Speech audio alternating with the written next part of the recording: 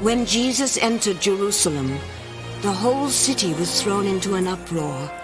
"Who is he?" the people asked. Matthew 21:10. During the following week, Jesus' words and actions would profoundly affect the course of history. Amazingly, no written account by an eyewitness exists of the unique life and death of the young preacher from Galilee. Jesus is one of the great question marks of all history. And you might say the whole of Western religious tradition since him has been a fighting over that question mark. The Gospels claim that the high priest Caiaphas called for Jesus' death. 2,000 years later, in 1992, burial boxes were unearthed bearing the name Caiaphas. More startling evidence to support the Gospel story. But what can we know with certainty about Jesus and his last days in the Holy City? 2,000 years after his crucifixion, Christians still ponder the meaning of Jesus' life and death. It is clear in the present Gospels, which we now have, that Jesus claims to be the Son of Man, the Son of God, the Messiah. But notice all these different titles. I do not think that Jesus claimed any of those things. Why was the man who preached peace crucified? What inspired the belief in his resurrection? These are but a few of the mysteries of the Bible.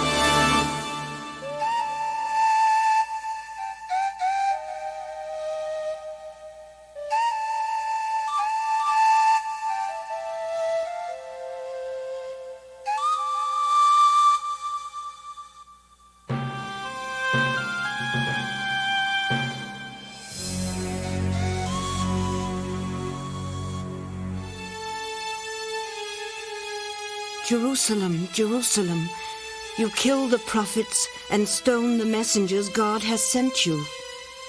Matthew 23:37. So spoke Jesus of this place, according to the New Testament, before he himself would be tried here and condemned to death. For the preceding 3 years, he had been a preacher in the Galilean countryside, extolling the new kingdom of God that was coming. Word had also spread of his miraculous powers of healing, and his following had been growing steadily.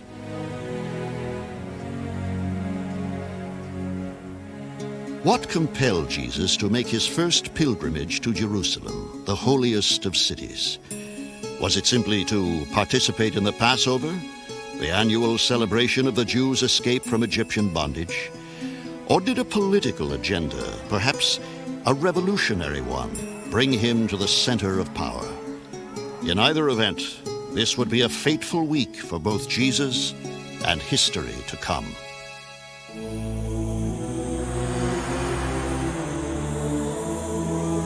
Shout for joy, you people of Jerusalem. Look, your king is coming to you.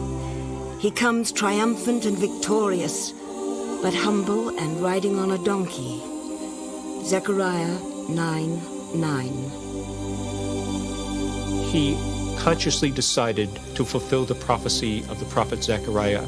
So he's quite consciously making something of his entrance in Jerusalem, perhaps sensing that this is the last time, that he is quite consciously seeking a final confrontation with the leaders in the spiritual capital. Either accept me or reject me, this is it, boys. 2,000 years ago, both Latin, Greek, and Hebrew were highly developed written languages. And yet, remarkably, not one word was written about Jesus during his lifetime. Most scholars accept the brief account of Josephus, the noted Jewish historian, as proof that he had in fact lived. Josephus reported some 50 years after the crucifixion that a wise man named Jesus had started a movement and had been executed for it by Pontius Pilate. It would be the Gospels of Matthew, Mark, Luke, and John, however, written in the 1st and 2nd centuries, that dramatized the story, giving impetus to the new surging faith called Christianity. To this day, they serve as the main key to the mysteries of the life of Jesus. What you have with the 4 Gospels are like 4 powerful, beautiful portraits the artist interprets. And I think that analogy helps with the Gospels. They are neither simply raw historical narrative, nor are they theological ideas cast into narrative form. I think they are really something, if you like, in between. What we do know as fact, though, is that the first public place Jesus visited in Jerusalem did exist. The Temple Mount had been there for centuries before him and remained for centuries after. Here, religious matters ranging from philosophy to ritual animal sacrifice were conducted alongside business transactions, large and small. It would be here that the charismatic preacher from Nazareth would commit an outrageous act, perhaps the defining moment of his brief life. Jesus went to the temple and began to drive out all those who were buying and selling. He overturned the tables of the money changers, and he then taught the people, "It is written in the scriptures that God said, 'My temple will be called a house of prayer for the people of all nations, but you have turned it into a den of thieves.'" Mark 11:15. What he really did was destroy the temple symbolically. He did not purify it. He overturned the tables of the money changers, destroying its fiscal basis. Not, of course, in any real sense. The temple went right on in business. Very similar to somebody in the 60s going into a draft office and overturning the cards as an act of contempt, opposition to the Vietnam War. You don't destroy the draft system by tossing out some cards, but symbolically you do it. That's what Jesus was doing for me. By his disruption of the temple, Jesus had posed a real threat to the system, perhaps greater than he knew. The chief priests and the teachers of the law heard of this, so they began looking for some way to kill Jesus. They were afraid of him because the whole crowd was amazed at his teaching. Mark 11:18. Jesus was not arrested when he's in the temple. When he's surrounded by crowds, it was considered too dangerous. It was a time of tension. It's a time when both religious authorities and Roman authorities were nervous. So the stakes were much, much higher at this time and in this place. Jesus left the temple that day without further incident. Most scholars agree with Mark, however, that by his attack on the money changers, he had signed his own death warrant. Early in his ministry, Jesus had been baptized by John, who also preached subversive ideas such as "Love thine enemy" and "Blessed are the meek." His provocative sermons eventually intimidated the Roman ruler Herod and caused him to have John beheaded. John the Baptist and other spiritual leaders would not create the historic movement Jesus did. What distinguished Jesus and his disciples from the other extraordinary teachers? The answer to these questions and countless others posed by the Gospels are the main concern of the Jesus Seminar. I would say it is the latest of all accounts. It's closest to Luke than any other. Current research and theories, often controversial, are presented by biblical scholars who believe the story of Jesus should be interpreted in historical terms, that understanding the social and political events of his time is vital to solving the mysteries of the New Testament. What if somebody invited Jesus and he brought company the person didn't like? What's he going to do with it? A charter member of the seminar, Professor Dominic Crossan, is a former priest.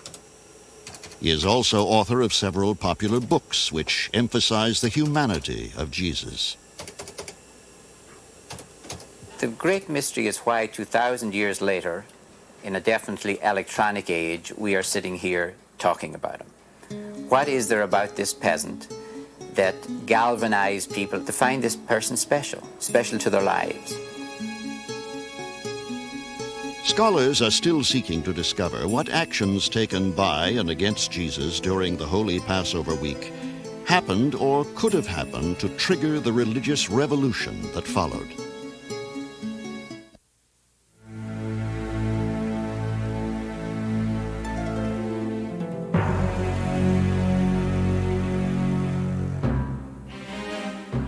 During the Roman occupation of Israel, the emperors wisely allowed the Jewish people to continue the worship of their one invisible God. By the time of Jesus, there was little, if any, open resistance by the citizenry to its captors. Neither party wanted any trouble, especially during Passover week when thousands of visitors swelled the coffers of the holy city.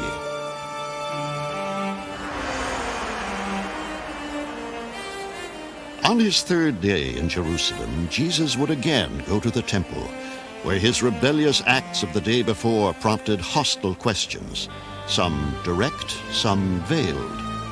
Teacher, we know that you tell the truth without worrying about what people think. Tell us, is it against our law to pay taxes to the Roman emperor? Should we pay them or not? If he says, no, don't pay the tax, aha, he's a revolutionary who can be arrested for that. If he does, yes, by all means, pay the tax to Caesar, they might hope that a lot of fellow Jews would become disaffected by this quizzling. But Jesus saw through their trick and answered, "Why are you trying to trap me? Bring a silver coin and let me see it." They brought him one, and he asked, "Whose face and name are these?" "The emperor's," they answered. So Jesus said, "Well then, pay to the emperor what belongs to the emperor, and pay to God what belongs to God." And they were amazed at Jesus. Mark 12:15. The Gospels do not tell us whether Jesus knew his verbal duels threatened the establishment. They only tell us of their impact. Then the chief priests and the elders met together in the palace of Caiaphas, the high priest, and made plans to arrest Jesus secretly and put him to death. Matthew 26:3. Unaware of, or perhaps unconcerned with, the wrath of the temple elders, Jesus proceeded to the outskirts of the city. There, according to the Gospel of John, he visited the tomb of his old friend Lazarus, who had died 4 days earlier. He called out in a loud voice, "Lazarus, come out." He came out, his hands and feet wrapped in grave cloths. "Untie him," Jesus told them, "and let him go." John 11:43. If bringing Lazarus back from the dead was the most dramatic miracle of Jesus' ministry, it was also his most daring. In John's Gospel, the raising of Lazarus is the final action of Jesus. That's the last straw. As soon as he does that, the various elite authorities in Jerusalem gather together and say, "We have to stop this man. Things are going too far. It's either him or us. This town ain't big enough for both of us." John is the great gospel of irony. And I think the placing of the story of Lazarus right there is a great example of John's irony. It's by raising a man from the dead that Jesus causes himself to be put to death. I do not take the story of Lazarus coming back from the dead physically, literally. It's the symbolism that is important, that Jesus can bring life out of death. That's what I think he was doing.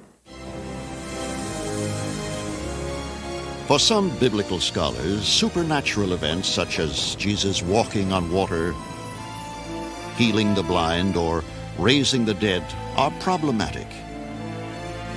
There's considerable difficulty for the historian to be able to talk about these miracles.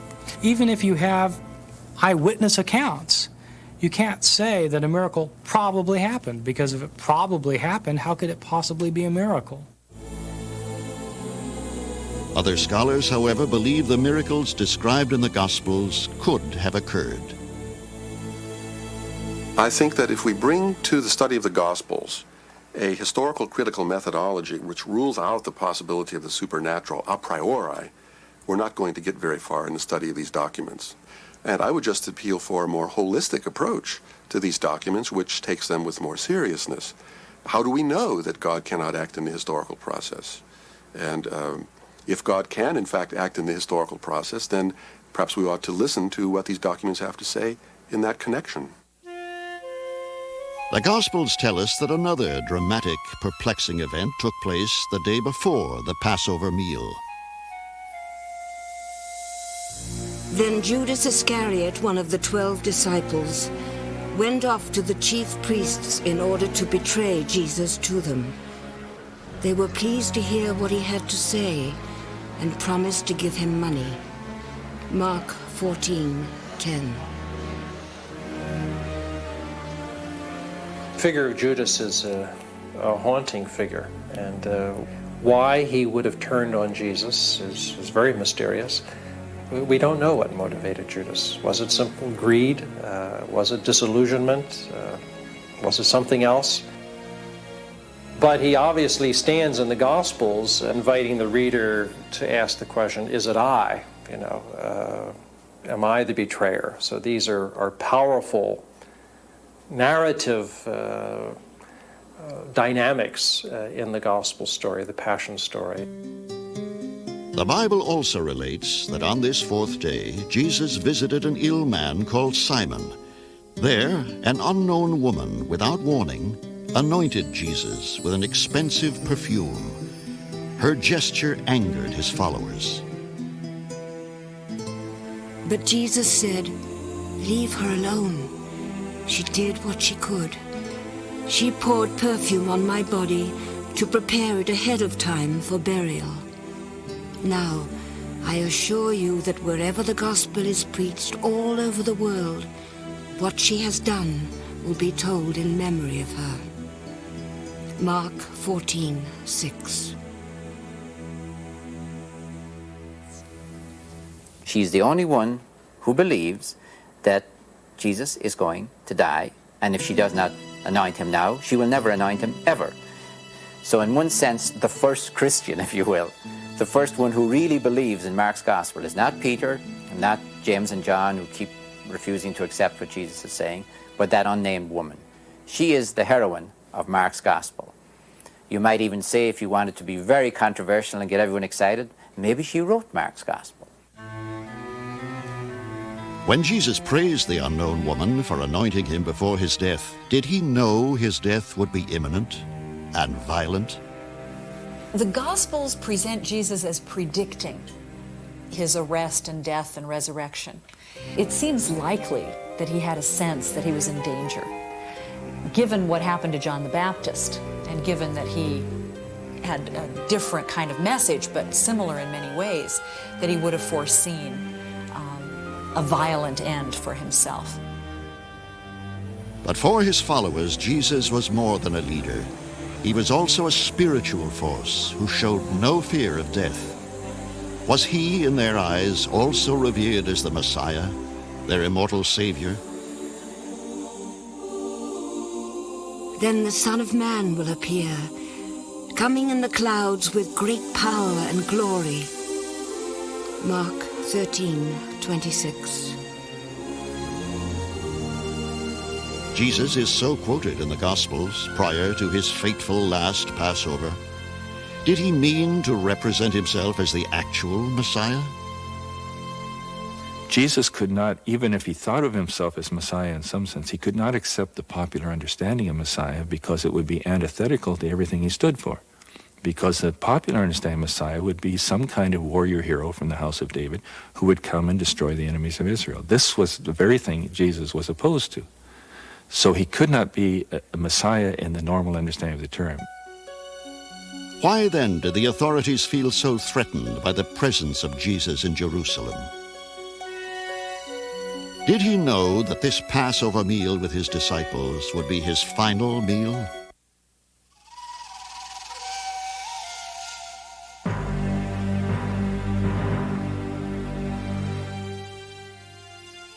"2,000 years ago, Jesus prepared to celebrate the Passover in Jerusalem. Elsewhere in the world at this time, the Chinese were using special bronze mirrors as protection from evil spirits. In France, the Roman conquerors had constructed one of their largest aqueducts. And in Asia, rare imported ivory was used to make horn-shaped drinking cups. The Romans who occupied Israel at the time of Jesus were well aware of the powerful significance of Passover. If a fervor for freedom were to be aroused among the masses, Passover would be the week to ignite it. Here is a peasant who's done something or other, we're not even certain what, but he did something in the temple. In a tinderbox situation, somebody has lit a match. We don't care how many matches, but one match is dangerous enough. When it was evening, Jesus came with the 12 disciples. While they were at the table eating, Jesus said, "I tell you that one of you will betray me, one who is eating with me."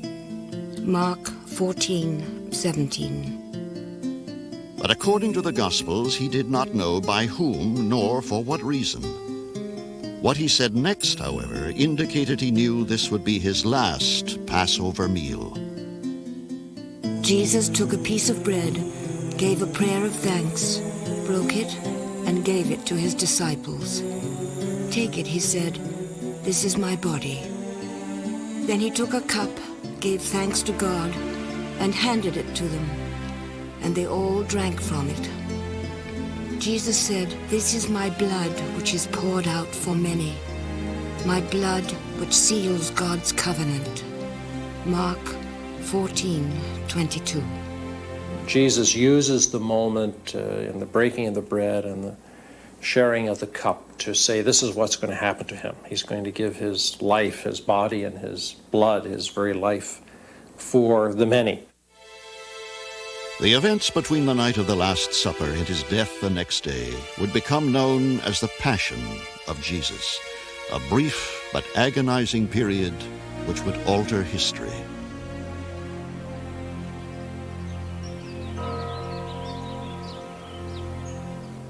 For nearly 2,000 years now, the faithful and archaeologists alike have attempted to find and document the actual locations where the doomed preacher spent his final momentous hours. Here, on Mount Zion, some believe is the actual place where he observed the Passover meal with his disciples. This southern room has been held by many people to be the room where the supper occurred, and is often shown to tourists. But in reality, the structure is a Crusader rebuilding of a building that was torn down. So the Last Supper could not have been in that room. However, it could have been in that immediate proximity. And I think probably that's about as decisive as we can be at this point on that. Then Jesus went with his disciples to a place called Gethsemane, and he said to them, "Sit here while I go over there and pray." Matthew 26:36. Many believe he had prayed at this large stone around which a magnificent memorial was erected in 1920. Paid for by worldwide donations, it is known as the Church of All Nations.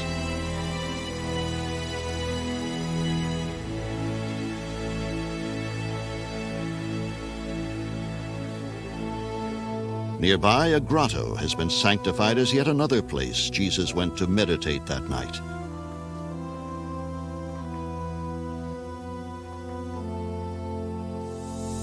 Returning to the garden, he sees Judas, the 12th disciple, who had been missing. In the distance is a crowd carrying clubs. As soon as Judas arrived, he went up to Jesus and said, "Teacher," and kissed him. So they arrested Jesus and held him tight. Mark 14:45.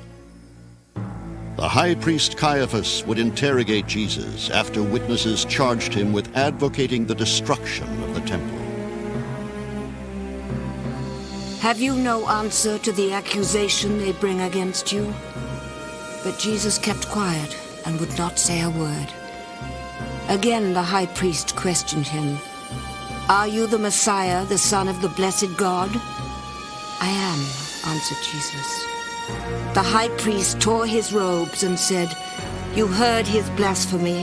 What is your decision?" They all voted against. He was guilty and should be put to death. Mark 14:61. Mark presents Jesus as being condemned to death because he claimed to be the Messiah. Son of Man equals Messiah in Mark's mind, and so that what's important for Mark is that he was arrested and condemned as Messiah. So I think historically that's correct. He was. But this core question, why Jesus was sentenced to death, is still debated amongst scholars as they attempt to separate poetic license taken by the gospel writers from the actual events of the day. Jesus is condemned for committing a blasphemy, but so far as we can tell, there was no blasphemy committed. It was not a blasphemy to say, "I am the Messiah." That would be comparable to me saying, "I'm the President of the United States." It might be ridiculous, but it's not a punishable offense. It is clear in the present Gospels which we now have that Jesus claims to be the Son of Man, the Son of God, the Messiah. But notice all these different titles. I do not think that Jesus claimed any of those things. Jesus talked about the kingdom of God and was more interested in God and God's kingdom than in himself. If the execution of Jesus was not somehow linked to the temple incident, I have not the faintest idea what brought on Jesus' execution in Jerusalem. The coming kingdom is a threat because it implies that the present kingdom is in fact corrupt. God is going to intervene, though, and with it will go the Jewish leaders who are in cahoots with the Roman administration. So that Jesus is crucified, I think, by threatening the present social order with the judgment of God. What actually transpired between Caiaphas and Jesus may be debated. Whether he was perceived as a major threat to the religious or the political establishment didn't really matter. It was clear he must die.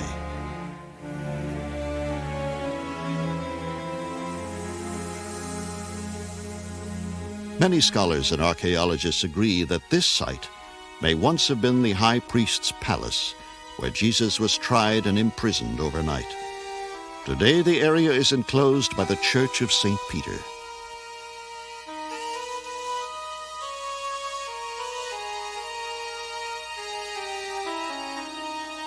In 1990, these caves were accidentally discovered by construction workers about a mile away and may be the Caiaphas family burial chambers.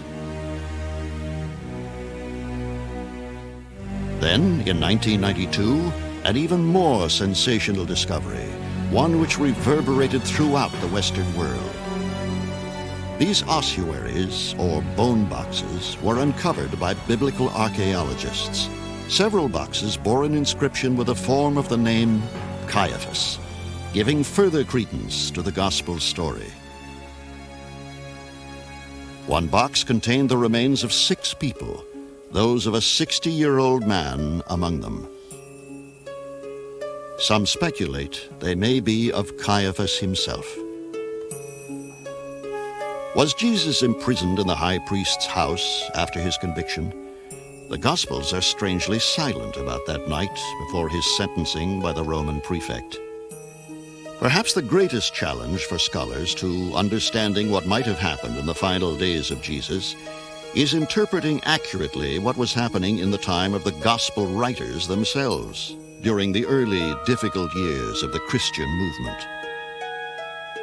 Mark is writing in the 70s, right after the Roman destruction of Jerusalem, and he is interested not in giving you a journalistic report of what happened 40 years ago to Jesus. He wants to tell you how to behave when you, and more than likely it will happen to you, before you die, end up on trial. The high priest could demand Jesus' death, but the Romans must agree and carry out the sentence. Why did they?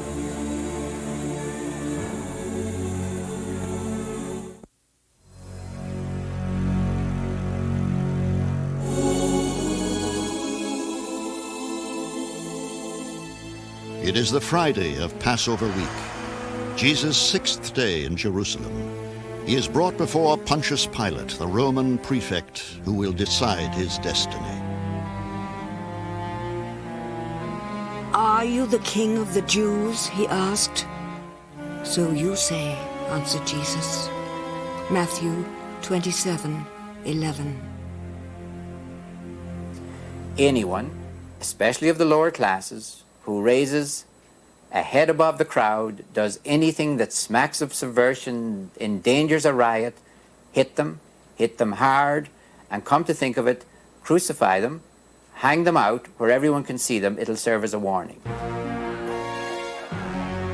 Now, as reported by all four Gospels, the dramatic episode that has puzzled scholars throughout the ages.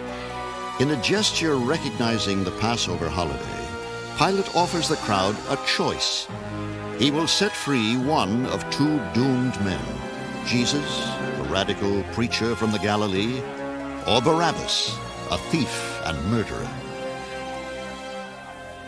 The so-called Barabbas incident during the trial before Pilate is another mystery, because we have no certain proof that the custom of releasing a Jewish prisoner during Passover as a special Passover amnesty was practiced in Palestine at the time.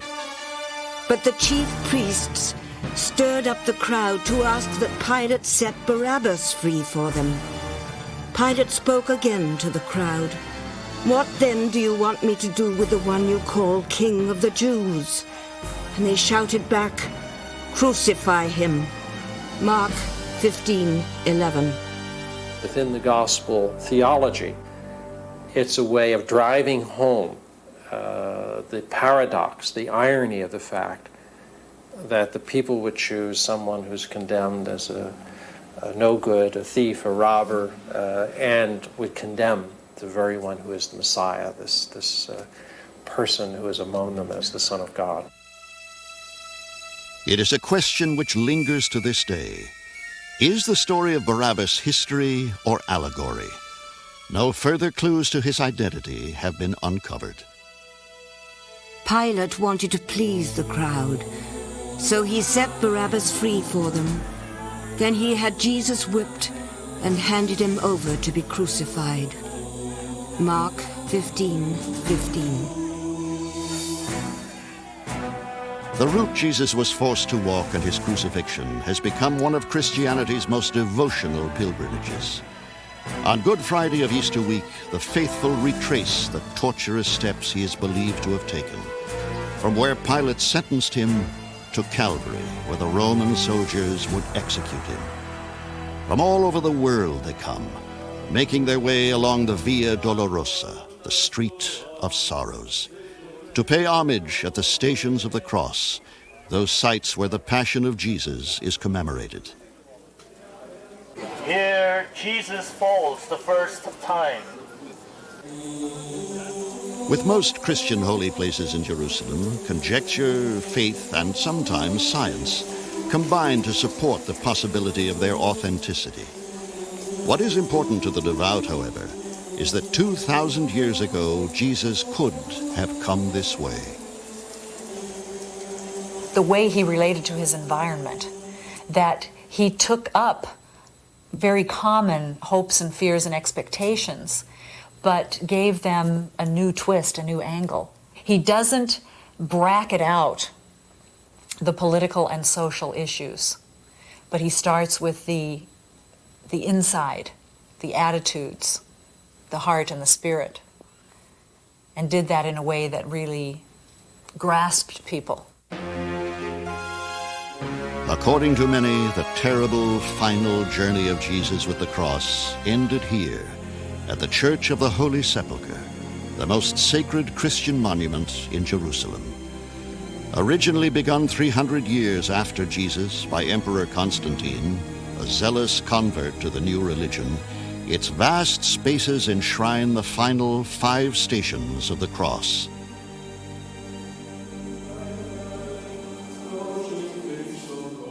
Here, it is said, enclosed in the church, are the remains of the hill of Calvary, where the Gospels all concur Jesus was nailed to the cross.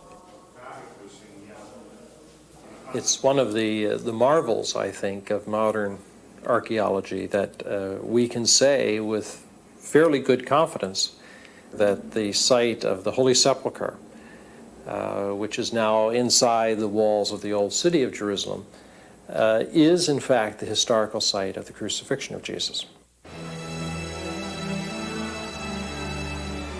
It was 9 o'clock in the morning when they crucified him.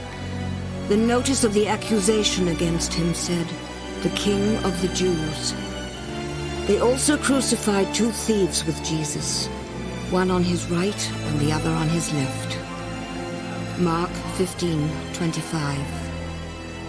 The Romans would take stakes and drive them through the wrist bone rather than through the hands, as in popular imagination, through the wrist bone, so that when the person then was hung on the cross, it wouldn't rip out. It would be fixed to the cross.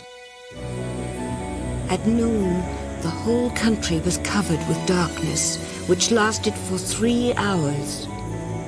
At about 3 o'clock, Jesus cried out with a loud shout, "Eloi, Eloi, lama sabachthani," which means, my God, why hast thou forsaken me?"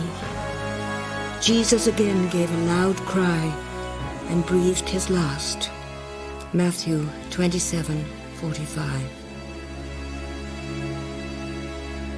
The Bible tells us of a wealthy follower who came forward before Pilate to claim the body. Pilate accedes to his wish, although one theory questions this outcome.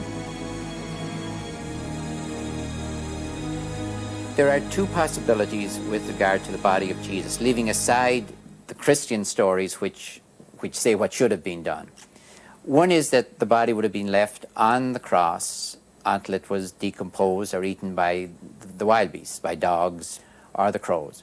That is what the Romans would have done left to themselves. 2, if he was buried, are we dealing with some shallow grave? And then we have to imagine the real supreme horror of the crucifixion, the prowling dogs. Nevertheless, most Christians are confident he was buried in a proper tomb. Perhaps the most revered place in the Church of the Holy Sepulchre is the magnificent tomb of Jesus. Worshippers acknowledge it to be the symbolic burial ground, whose proximity to the sign of the cross is meant to intensify the religious experience of the visitor. When Jesus was crucified, his disciples were left without a leader, yet his ministry survived. What gave it its strength?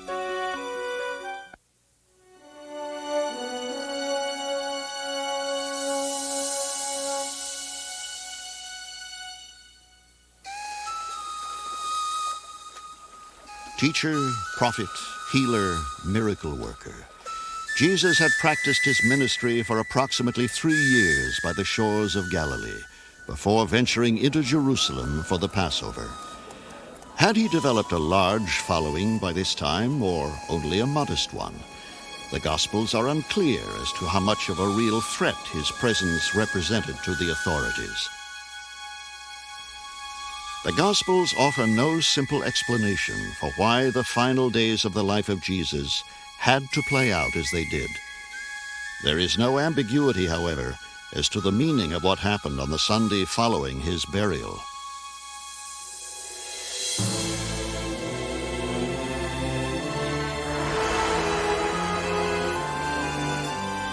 After Jesus rose from death early on Sunday, he appeared first to Mary Magdalene, from whom he had driven out 7 demons. She went and told his companions.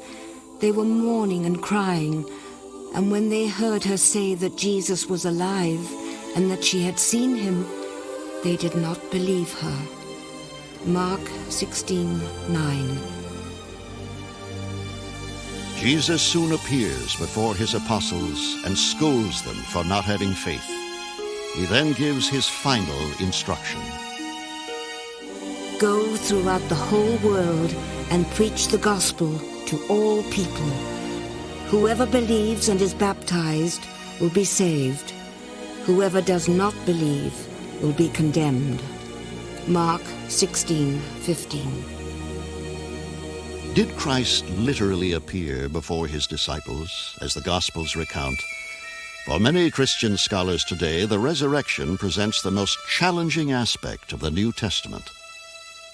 If we were to find the body of Jesus in a tomb in Jerusalem today, and it was without any doubt the body of Jesus, would that destroy Christian faith? It certainly would not destroy my Christian faith. What happens to bodies, I leave up to God.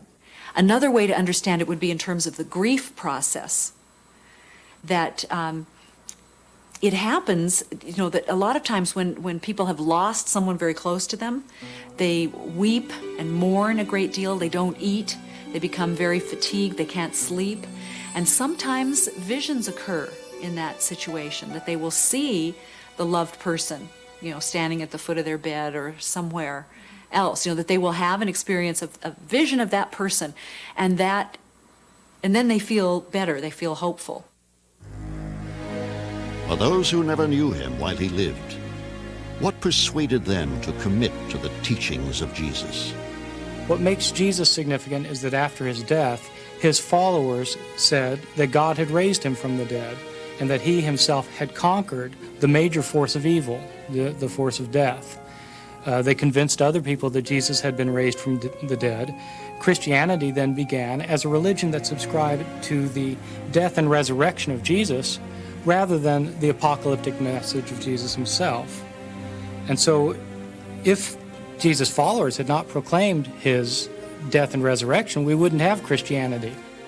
After the Lord Jesus had talked with them, he was taken up to heaven and sat at the right side of God. Mark 16:19. Would Jesus' following have grown steadily after his death without the inspirational narratives of Matthew, Mark, Luke, and John? The impact of the written word on early Christianity cannot be fully measured. What is known, of course, is that the movement would flourish. Then and now, Jesus holds a spiritually meaningful place in the hearts and minds of multitudes of men and women. And I think Jesus' concern was not just the transformation of individuals, but of society, of all the people in their relationship. I don't think he would think in our individualistic terms. It was a transformation of the people. He suffered with the people. He felt what they felt. He struggled as they struggled. He himself suffered at the hands of those who hated him and persecuted him to death. You cannot go where I am going, and now I give you another commandment. Love one another. If you have love for one another, then everyone will know that you are my disciples. John 13:35.